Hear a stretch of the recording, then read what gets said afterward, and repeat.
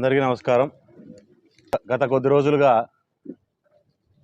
Anantapuram rural మండలము, Raptadu rural మండలము, పాపంపేట పంచాయతీలో పెద్ద కుంభకోణం జరిగిపోతుంది. 1000 ఎకరాల భూమి, 10,000 ఇండ్లు, 10,000 కోట్ల ఆస్తి, దీని మీద ఏదో జరిగిపోతుంది అనే విధంగా చాలామంది ఇక్కడ పాపంపేటలోని ప్రజలందరినీ ఒక భయాందోళనకు గురి చేసే విధంగా మాట్లాడుతూ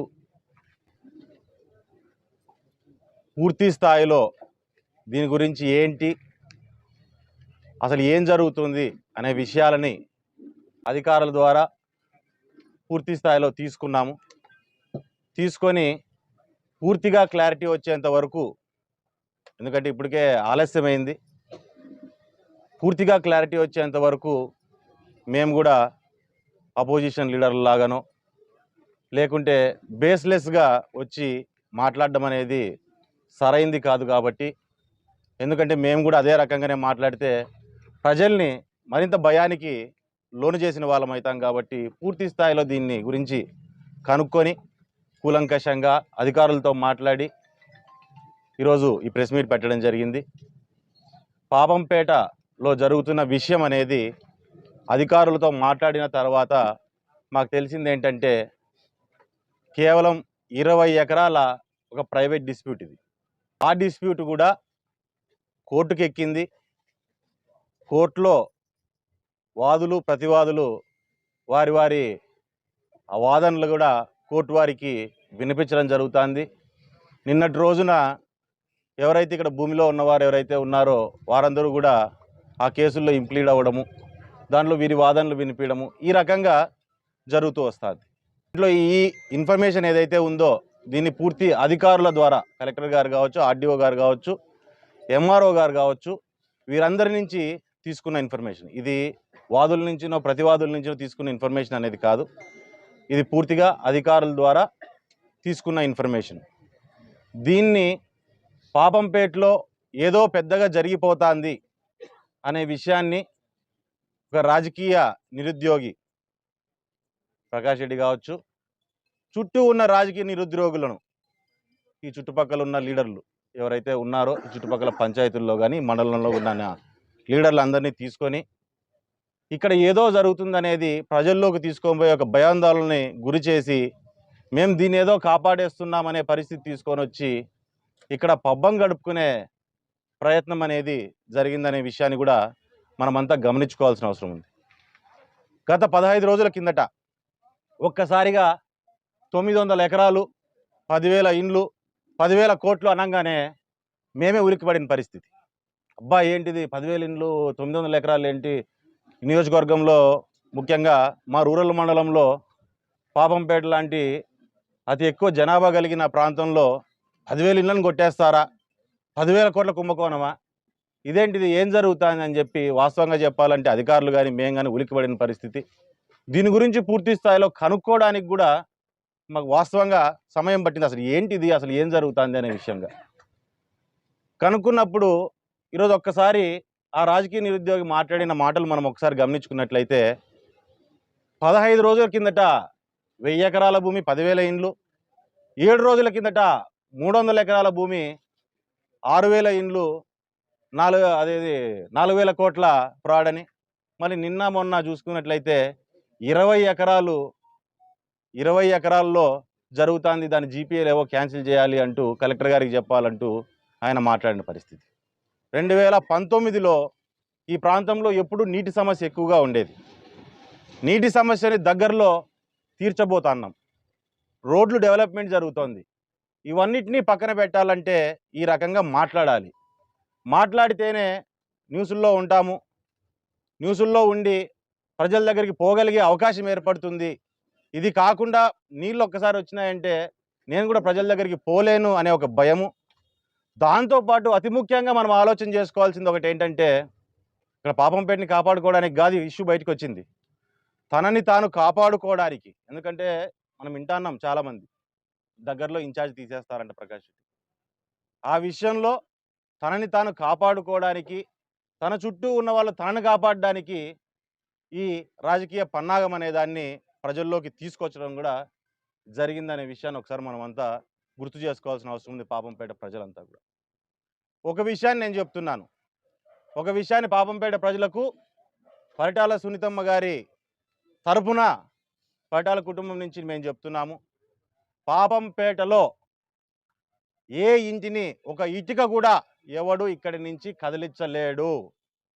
దానికి దేనికైనా సరే మేము మీతో పాటు నిలబడడానికి మమ్మల్ని దాటిన తర్వాతే ఇక్కడ ఇళ్ళని కదిలించే పరిస్థితి అనేది ఉంటుంది.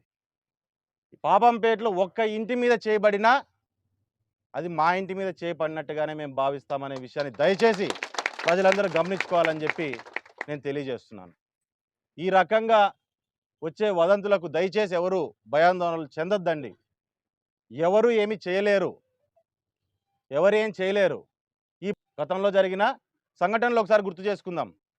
విద్యారణ్య నగర్లో 4 ఎకరాల 20 సెంట్లు 4 ఎకరాల 20 సెంట్ల భూమి ఇదే రకంగా డెమాలిషన్కి వచ్చినప్పుడు ఎక్కడో చెన్నైలో ఉన్న సుబ్రహ్మణ్యం అనే అతనితో మాట్లాడి, ఇక్కడ ఎవరో అగ్రిమెంట్లు వేసుకున్న వాళ్ళతో మాట్లాడి పూర్తి స్థాయిలో ఆ సమస్యను క్లియర్ చేయడానికి అక్కడున్న లోకల్గా ఉన్న ఎవరైతే ఉన్నారో నాయకులు, పెద్దలు, వాస్తవంగా చెప్పాలంటే అక్కడ లోకల్గా ఉన్న పెద్ద మనుషులందరినీ ఒక గ్రూప్ చేసి మీరు ఏదైనా మాట్లాడి దాన్ని క్లియర్ చేయండి అని చెప్పి ఆ రోజు దగ్గర 2 కోట్ల రూపాయలకి 4 ఎకరాల 20 సెంట్ల భూమిని మాట్లాడడం జరిగింది. దాన్ని క్లియర్ చేసే ప్రయత్నం చేయడం జరిగింది.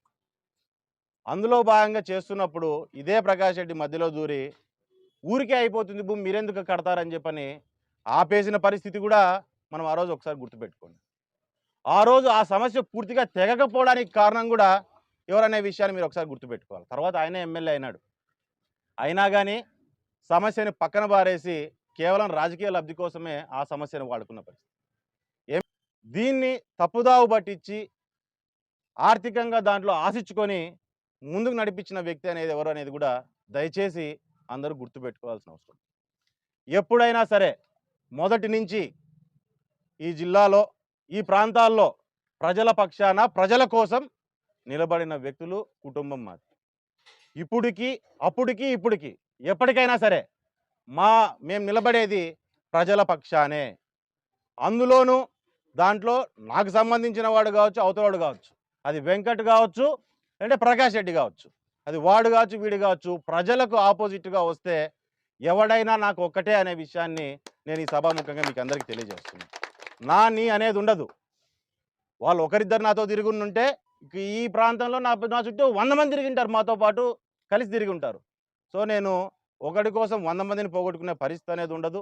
ముఖ్యంగా ఈ నియోజకవర్గ బాధితులుగా ఉన్నాం కాబట్టి ఖచ్చితంగా ఈ నియోజకవర్గంలో ప్రజలకు ఎటువంటి అన్యాయం జరుగుతుందన్నా ఖచ్చితంగా నిలబడడానికి మేము సిద్ధంగా ఉంటాము, సిద్ధంగా ఉన్నాము అనే విషయాన్ని కూడా దయచేసి మీకు అందరికీ తెలియజేస్తున్నాను అని చెప్పి పాపంపేట ప్రజలందరికీ కూడా నేను తెలియజేయడం జరుగుతుంది. ప్రకాష్ రెడ్డి చెప్తున్నాడంటే పులి రక్తం మరిగింది అని. ఎస్, పులి కడుపును పులే పుడుతుంది, పులి రక్తం మరిగేది కాదు. నేను పులి అయితే నువ్వు పాముగా తయారైనావు. తను పెట్టిన గుడ్లను పాము ఏ రకంగా తినేస్తుందో ఆ రకంగా వైఎస్ఆర్సీపీ నాయకులను కొన్ని కోట్ల ఆస్తులను ఈ చుట్టుపక్కల నీ కార్యకర్తలదే నువ్వు మోసం చేసి తినేసిన పరిస్థితి. అందుకే నిన్ను ఇన్ఛార్జిగా తీసేసే పరిస్థితి ఉంది. ఇక్కడ దీంట్లో నిజమెంతుందో తెలియదు కానీ ఉలిక్కిపాటు మాత్రం చాలా ఉంది.